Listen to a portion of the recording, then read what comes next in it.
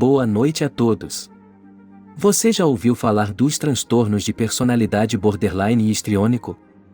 Esses são dois transtornos psicológicos que se encontram no grupo B, do DSM-5, e podem afetar significativamente a vida das pessoas que os possuem, e é sobre isso que vamos falar hoje. Nesse vídeo, vamos explorar as características, tipos e graus desses transtornos, além de discutir possíveis intervenções para ajudar no tratamento.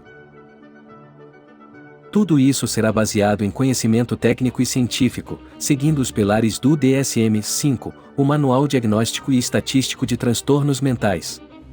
Mas não se preocupe, não vamos ficar presos em termos complicados e teorias complexas. Vamos explicar de forma clara e simples, para que todos possam assimilar e aprender mais sobre esses transtornos psicológicos. Então, se preparem para uma jornada de aprendizado sobre esses transtornos e como podemos ajudar as pessoas que sofrem com eles. É de extrema importância deixar uma observação crítica antes de introduzirmos o assunto. Tudo o que se refere a um traço de personalidade não chega a ser uma disfunção em si, pois apresenta pequenos sintomas, mas não fecha um diagnóstico. Portanto, é possível ter traços de diversos transtornos, sem que isso seja necessariamente uma patologia. Devemos intervir quando o paciente não está em condições de viver uma vida saudável, quando o transtorno paralisa e atrasa sua vida.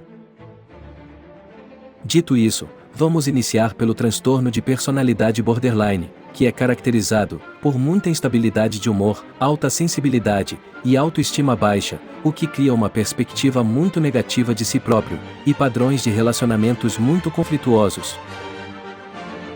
Outra característica é a autossabotagem ou autodestruição, seja por ataques impulsivos ou por ataques de fúria. Basicamente, todas as disfunções do borderline estão relacionadas ao controle das emoções pela razão, sendo quase 100% emoção e quase 0% razão, exatamente o oposto do psicopata. Por não conseguir contingenciar suas emoções, acaba tropeçando sobre elas e caindo em tombos dolorosos. O borderline não tem a incapacidade de perceber a realidade, mas devido ao seu intenso fluxo de emoções, acaba por distorcer a realidade de forma negativa, como se todos estivessem contra ele, causando um sentimento de rejeição, como se nunca fizesse parte integral de um grupo. O traço se caracteriza por uma hipersensibilidade emocional, que sob contingência, ou sem o tropeçar das emoções, pode ter seu aspecto positivo. Quando entendemos que a arte é a expressão retratada de determinado sentimento, podemos compreender também que só aqueles que possuem uma sensibilidade aguçada conseguem transfigurar um sentimento que está no campo das abstrações em um contorno material, como uma pintura, uma bela melodia ou uma escultura. Para tentarmos chegar próximo a este sentimento de hipersensibilidade, podemos trazer um exemplo claro e comum a quase todos nós. Quando estamos no início de um relacionamento, com alguém que já supre nossas expectativas, e a conexão é profunda, experimentamos o sentimento de paixão. Queremos ver e estar com a pessoa o tempo todo. Se a outra pessoa não se comunica como gostaríamos, ou não retribui a atenção esperada, ocorre um sentimento de tristeza e sofrimento. Este é o movimento psíquico, caracterizado como traço. O que a pessoa que sofre com o transtorno de personalidade borderline experimenta é a hipersensibilidade deste sentimento, de forma avassaladora, paralisante e, por consequência, patológica. Assim como os sintomas, os tipos do transtorno de personalidade borderline são individuais e se moldam de maneira específica a cada pessoa. Mas podemos, de forma geral, separá-los em dois grupos. O explosivo, que além dos sintomas relacionados às emoções voltadas para a tristeza, tende a ter constantes ataques de fúria e raiva. São aquelas pessoas que, quando não sabem como agir frente a uma frustração ou decepção, explodem com ataques de raiva, proferindo xingamentos e discursando provocações emocionais. Em fortes crises, podem quebrar objetos e fazer coisas impensadas, mesmo depois se arrependendo profundamente. Este perfil acaba afetando mais as pessoas à sua volta, pela maneira enérgica com que transfere seus sentimentos para ações práticas. Já o implosivo, também hiperfragilizado por seus sintomas, na hora de descarregar suas emoções, quando é rejeitado ou se sente rejeitado, frustrado ou decepcionado, ele não vai para a fúria explosiva externa, e sim para a autodestruição. Podendo variar em alguns aspectos, mas que sejam presentes em pelo menos duas áreas em potencial. Algumas variações podem ser o abuso de substâncias, compulsão sexual, compulsão em gastos, compulsão alimentar, entre outros. Quando pensamos em graus de um transtorno de comportamento, podemos separar em leves, moderados e graves. Os leves são pessoas que conseguem ter uma autopercepção muito boa de que estão sendo prejudicados pelo seu comportamento, procuram tratamento, e têm muita consciência de mudança, e também visibilidade sobre quando perdem o controle da sua consciência para as emoções.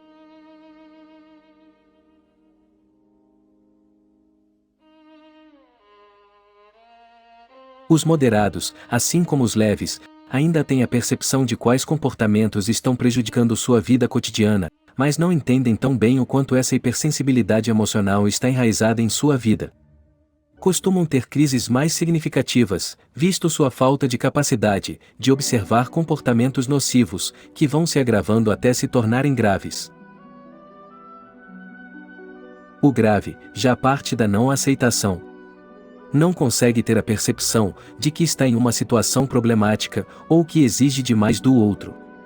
Ou ainda, que carrega um sentimento de dependência emocional, não conseguindo se imaginar vivendo sem a outra pessoa. Costuma projetar sua sombra no objeto externo, para não reconhecer sua responsabilidade. A culpa sempre é depositada em alguém, que não seja ele. O que causa muito sofrimento ao paciente, pois o impede de fazer a mudança em seus movimentos psíquicos. Os eventos traumáticos continuam a acontecer, e o paciente tende a acreditar que o que está lhe acontecendo de ruim é culpa do destino, e não ele quem está trazendo isso para a própria vida. Em crises extremas, o portador do transtorno pode, em um ato descontrolado e impulsivo, tentar suicídio, na esperança de que a dor emocional acabe. As intervenções a serem exercidas, para a promoção da saúde do paciente, serão muito específicas e singulares para cada diagnóstico. No entanto, se traçarmos em linhas gerais, podemos pensar nas intervenções seguindo o conceito dos graus. No leve, é indicada a intervenção da psicoterapia, para o árduo trabalho de identificação dos padrões de pensamentos nocivos à saúde. Passando pelo moderado, onde além da psicoterapia, pode haver a necessidade de psicofármacos, que auxiliem na regulação do humor, para a manutenção do desgaste emocional exacerbado, que o borderline sente. Já no quadro grave, outros medicamentos, como antidepressivos e antipsicóticos, podem ser adicionados, visando a promoção da saúde do paciente. Diversas práticas psicoterápicas atendem à demanda do transtorno de personalidade borderline. Uma delas pode ser a psicologia analítica, desenvolvida por Carl Gustav Jung, que tem como pilar central do seu pensamento psicoterápico o processo de individuação. Esse processo se propõe, através da análise individual do conteúdo inconsciente, a rastrear quais movimentos psíquicos são prejudiciais à nossa vida, e como podemos contingenciá-los, quando sabemos e conhecemos o material psíquico que estamos lidando. O transtorno de personalidade borderline e o transtorno de problemas de identidade têm algumas semelhanças em seus sintomas, como a instabilidade emocional, a impulsividade e os problemas de relacionamento. No entanto, o transtorno de personalidade borderline é caracterizado por uma maior gravidade e cronicidade desses sintomas, além de uma maior propensão a comportamentos suicidas e automutilação. As principais diferenças entre esses dois transtornos estão relacionadas ao seu diagnóstico e tratamento. O transtorno de personalidade borderline é reconhecido como um transtorno de personalidade, enquanto o transtorno de problemas de identidade não é considerado um transtorno oficialmente reconhecido pela psiquiatria. Além disso, o tratamento para o transtorno de personalidade borderline é mais complexo e requer uma abordagem terapêutica específica. Também acontece assim como no transtorno bipolar e o transtorno de personalidade borderline, que apresentam mudanças extremas de humor, comportamentos impulsivos e dificuldades em relacionamentos interpessoais. No entanto, há diferenças importantes entre os dois transtornos. Enquanto o transtorno bipolar é caracterizado por episódios de mania e depressão, o transtorno borderline envolve uma instabilidade emocional crônica e um padrão instável de relacionamentos interpessoais.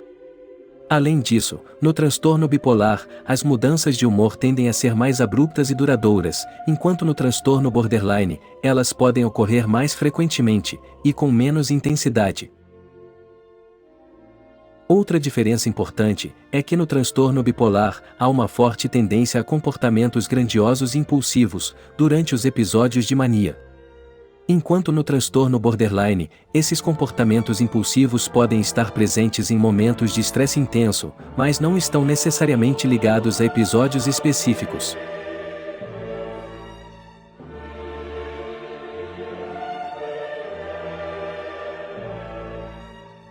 Após a explicação sobre o transtorno de personalidade borderline, vamos direcionar nosso entendimento para outro transtorno, que está no grupo B, do DSM-5, o transtorno de personalidade histriônica. Não por acaso, esses dois transtornos estão no mesmo grupo. Compartilham de determinados traços ligados às emoções que percorrem caminhos semelhantes, mas com diferenças. Essa seção do DSM-5 engloba transtornos de personalidade caracterizados por padrões persistentes de comportamento, cognição e afetividade, que se desviam de forma significativa do caminho da saúde, manifestando-se em diversas áreas da vida, incluindo trabalho, relacionamentos e lazer. Entre essas diferenças, estão as características do transtorno de personalidade histriônica. A característica essencial é o excesso de emoções e a confusão de sentimentos, assim como o comportamento de busca excessiva por atenção. Indivíduos com esse transtorno se sentem desconfortáveis ou não valorizados quando não estão no centro das atenções. Normalmente, cheios de vida e muito dramáticos, tendem a atrair a atenção para si mesmos e podem inicialmente fazer novas amizades por seu entusiasmo, abertura aparente ou sedução. Essas qualidades acabam logo à medida em que esses indivíduos demandam continuamente ser o centro das atenções. Eles geralmente são os primeiros a se prontificar a hierarquias de comando. Caso não sejam o centro das atenções, podem ter comportamentos dramáticos, como inventar uma história ou criar uma cena, para atrair o foco da atenção para si. Tal necessidade é frequentemente aparente em seu comportamento, assim como descrições dramáticas de sintomas, físicos e psicológicos, que logo são substituídos por novos. A aparência e o comportamento desses indivíduos são, em geral, sexualmente provocativos ou sedutores de forma inadequada. Esses comportamentos são voltados não somente para pessoas por quem o indivíduo tem interesse, mas ocorrem também em uma grande variedade de relacionamentos sociais, como profissionais e outros contextos sociais inapropriados.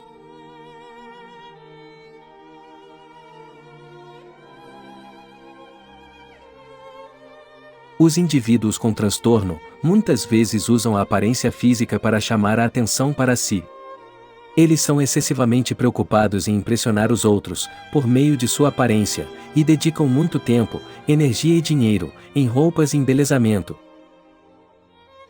Podem buscar elogios sobre sua aparência, e também ficar chateados de forma fácil e excessiva, em virtude de algum comentário crítico sobre como estão, ou como uma fotografia não ficou bem para eles. Esses indivíduos têm um estilo de discurso excessivamente impressionista, e carente de detalhes. Opiniões fortes são expressas de forma dramática, mas as razões costumam ser vagas e confusas, sem fatos e detalhes que as apoiem. Por exemplo, a pessoa com personalidade histriônica pode comentar que determinada pessoa é um ser humano terrível e abominável, ainda que não consiga oferecer nenhum exemplo específico de abominação que apoie sua opinião. Pelos seus excessos de dramatização, podem envergonhar amigos e conhecidos, com comportamentos como ataques de raiva repentinos ou demonstrações de afeto escandalosas. Suas emoções, no entanto, frequentemente parecem ser ligadas ou desligadas com muita rapidez, para serem sentidas com profundidade, o que pode levar os outros a acusá-los de estar simulando esses sentimentos. Indivíduos com transtorno de personalidade histriônica são altamente sugestionáveis. Suas opiniões e sentimentos são facilmente influenciados pelos outros ou por modismos presentes.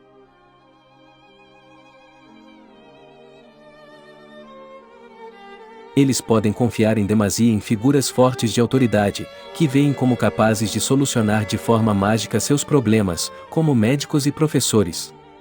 Eles têm tendência a dar palpites e adotar convicções rapidamente. Costumam considerar as relações pessoais como mais íntimas do que realmente são, descrevendo quase todos os conhecidos como um amigo, ou fazendo referência a médicos ou outros técnicos que encontraram, uma ou duas vezes em circunstâncias profissionais, por seus primeiros nomes. Da mesma maneira, como já foi dito anteriormente, devemos diferenciar traços de sintomas, pois os traços de determinados transtornos podem estar presentes em nossa personalidade, mas só se tornam um sintoma quando nos impedem de viver.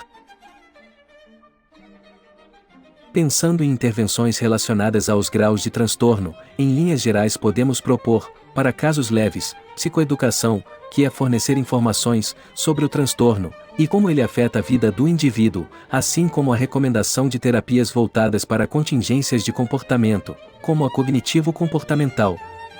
Também neste contexto, grupos de apoio podem fornecer suporte emocional e compartilhar experiências com outras pessoas que também têm o transtorno ajuda na identificação dos sintomas. Já no quadro moderado, além da prática psicoterápica, o uso de psicofármacos pode auxiliar a evitar crises mais agudas de ansiedade e início de um quadro depressivo. Já no estágio grave, além de todos os descritos, terapias intensivas e multidisciplinares podem fornecer um cuidado mais atencioso e objetivo ao quadro do paciente. Além da semelhança entre o histriônico e o borderline, também há muita semelhança entre o narcisista e o histriônico. Tanto o transtorno de personalidade histriônica, quanto o transtorno de personalidade narcisista, são transtornos de personalidade que envolvem um forte desejo de atenção e validação dos outros. Uma das principais diferenças entre os dois transtornos é a fonte do desejo por atenção. No transtorno de personalidade histriônica, a pessoa geralmente busca a atenção de qualquer pessoa disponível, enquanto no transtorno de personalidade narcisista, a pessoa busca atenção e admiração específica de pessoas, que são vistas como especiais ou importantes.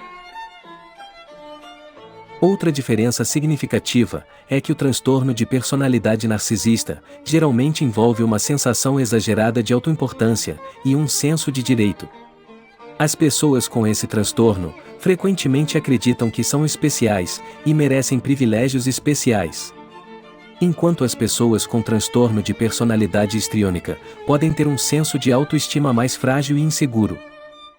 Ambos os transtornos também apresentam diferenças em relação à forma como as emoções são expressas.